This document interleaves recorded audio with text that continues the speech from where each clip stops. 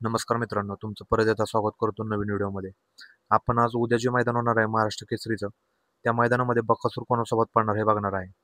तर मित्रांनो, खूप लोकांनी सांगितलं की बकासूर चिमण्यासोबत पळणार आहे.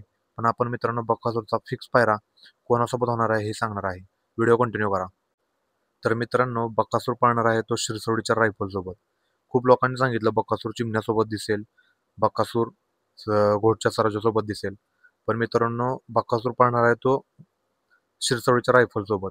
हे आपण कुठल्याच व्हिडिओमध्ये टाकलं नाही की बकासूरचा आपण फिक्स पायराच सांगतो. बकासूरचा पायरा आपल्याला कळला की आपण आपल्या व्हिडिओद्वारे तुमच्यापर्यंत पोहोचवतो.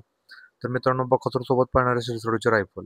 शिरसोडीची रायफल सुद्धा खूप फॉर्ममध्ये आहे आणि बकासूर तर काय, तो कधी पण फॉर्ममध्येच असतो.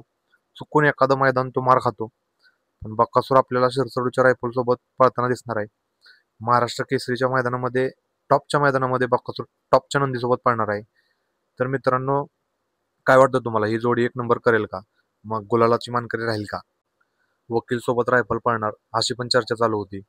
पण मित्रांनो, आपण कुठल्याच व्हिडिओमध्ये सांगितलं नाही की बकासूरचा पायरा काय आहे.